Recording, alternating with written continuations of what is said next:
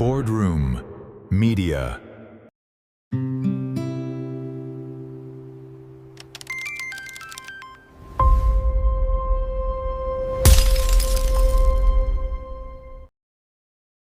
There was a time when carrying a Nokia phone wasn't a choice. It was simply life. Walk through the streets of Lagos, New York, London, Mumbai, or Beijing. It didn't matter where you lived. Someone nearby was probably holding a Nokia. For millions of people, Nokia wasn't just another technology company, it was the phone company. Its devices were dropped from rooftops, thrown across rooms, lost in the rain. Yet somehow, they always survived. The battery lasted for days. The signal was stronger than almost anything else. The ringtone became one of the most recognizable sounds on Earth. And then there was Snake.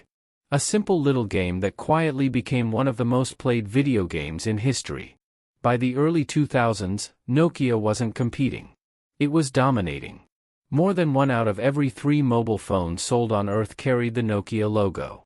Its factories worked day and night. Its profits climbed every year. Its executives believed they had already won. From the outside, it looked impossible to stop. But history has a cruel habit. The moment a company believes it has become untouchable, that is usually when the countdown begins. Because while Nokia was celebrating another record-breaking year, something was quietly taking shape nearly 9,000 kilometers away. Not in Finland, but in California. Inside a company that had never built a mobile phone before. Apple. Nobody inside Nokia believed Apple could threaten them. After all, Apple made computers, music players, fancy gadgets for creative people. Phones were different. Phones required radio technology, carrier partnerships, manufacturing expertise, global distribution. Things Nokia had spent decades mastering. How could a computer company possibly compete against the greatest phone manufacturer in history? It sounded ridiculous. Even laughable. Yet just a few years later, the same Nokia that once controlled the mobile world would be fighting for survival. Not because people stopped buying phones. In fact, people were buying more phones than ever before. The world didn't stop needing mobile devices. It simply stopped needing Nokia. This wasn't the story of bad luck. It wasn't caused by one failed product. Or one terrible CEO. It was something much more dangerous. A series of small decisions made over many years that slowly transformed the strongest company in the industry into one of the biggest business failures modern technology has ever seen. To understand how that happened, we have to go back long before smartphones existed. Back to a company that wasn't supposed to make phones at all.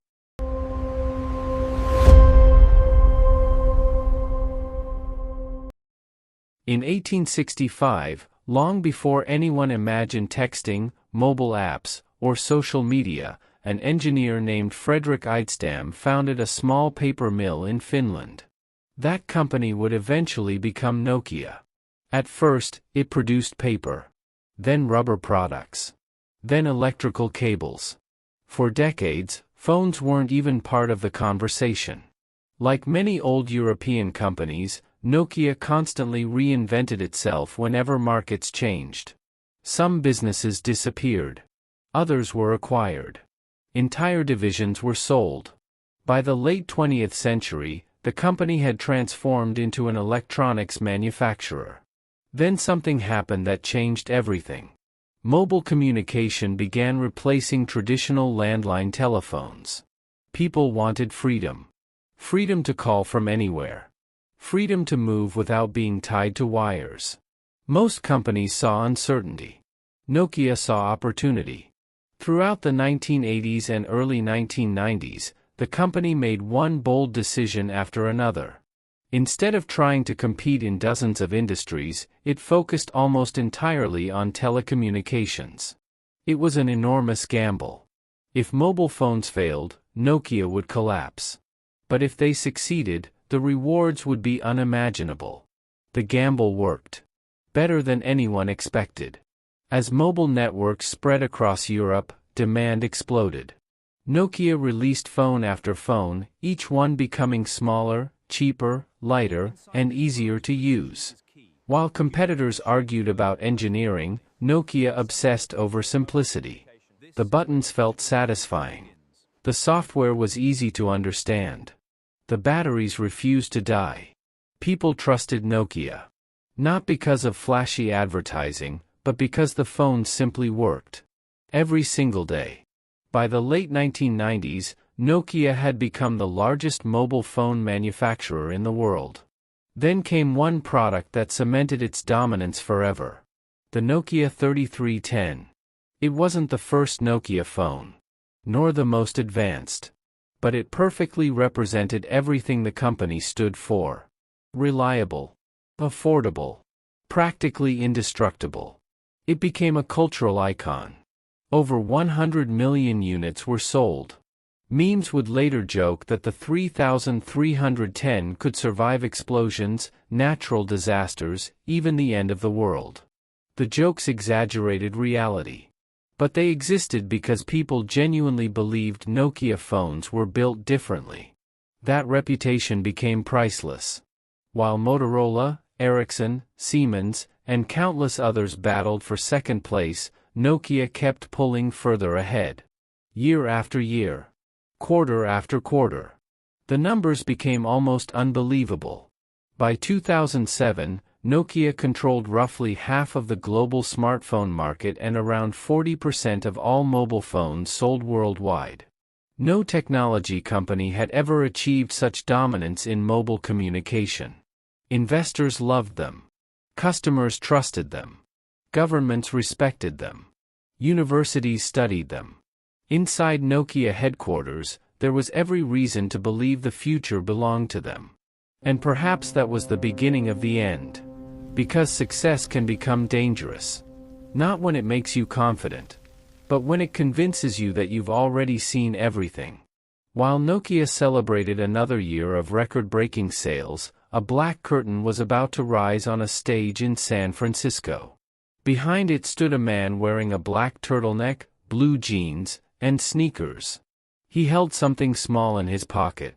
Most people watching had no idea they were about to witness the beginning of Nokia's downfall. Steve Jobs wasn't introducing another phone. He was introducing an entirely new way of thinking, and Nokia didn't understand it.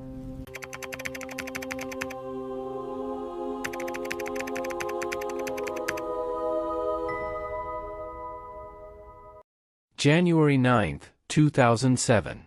San Francisco. The room was packed. Thousands of journalists sat quietly, waiting for Apple's annual keynote. For Nokia, it was just another tech event. Nothing unusual. Nothing worth worrying about. Apple had never made a phone before. Surely this would be another experiment. Another expensive gadget for Apple fans.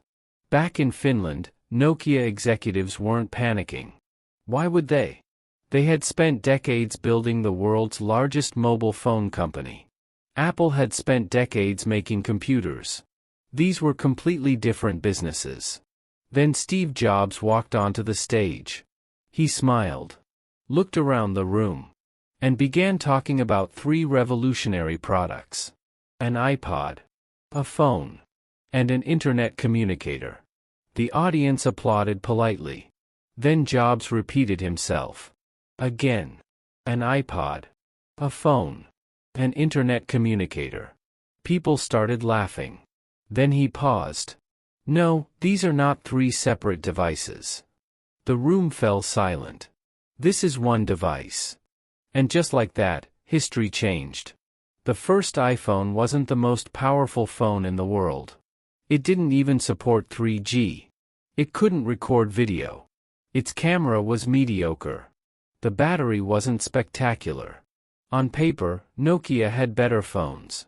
Much better phones. If you compared specifications, the iPhone looked almost disappointing. Inside Nokia headquarters, many engineers reached the same conclusion. Some reportedly laughed. Others dismissed it completely. They believed Apple had built a beautiful toy, not a serious competitor. Because Nokia was looking at the wrong battle. They believed the future would be decided by hardware. Apple understood the future belonged to software. For years, every phone company had competed the same way. Better battery. Better camera. More buttons. Smaller size. More durable materials. That had always been enough. Apple ignored almost all of that. Instead, it asked a completely different question. What if the phone wasn't the product anymore? What if the operating system became the real product? It sounds obvious today. Back then, it was revolutionary. The iPhone wasn't designed to be the best phone. It was designed to be the best tiny computer in your pocket. That one shift changed everything. Nokia wasn't blind. It immediately recognized that the iPhone looked different. But recognizing something and understanding it are two completely different things. Inside the company, executives believed customers still wanted traditional phones. Physical keyboards. Navigation buttons. Menus. Battery life. Durability. Apple seemed to be removing everything people loved. No keyboard. Just glass. No removable battery. Almost no buttons. To Nokia, that looked like bad design. To consumers, it felt like magic. For the first time, people weren't buying phones because they needed them. They were buying phones because they wanted them. It became emotional. Owning an iPhone became a status symbol. People waited outside stores overnight. Entire news channels covered the launch. Technology had become entertainment. And Nokia wasn't prepared for that world.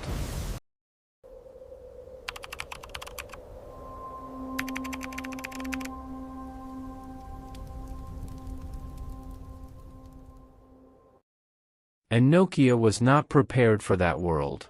While Apple changed the rules, Nokia kept trying to fix Symbian.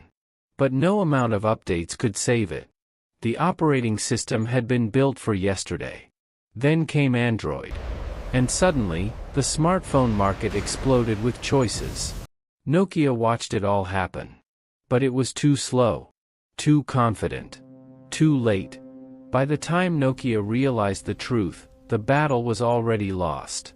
In 2013, Microsoft bought Nokia's phone business for $7.2 billion. The company that once ruled the mobile world became part of another company. Today, Nokia still exists.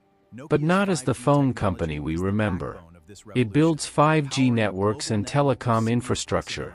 The logo survived. The phones didn't. So why did Nokia lose? Not because of one mistake. But because of hundreds of small decisions made by intelligent people who believed yesterday's success guaranteed tomorrow's survival. They underestimated software. They underestimated apps. They underestimated how quickly people's expectations could change. That's the real lesson. Success can become dangerous. Not because it makes you weak, but because it makes you believe you've already seen everything. And when you believe that, the future will always catch you off guard.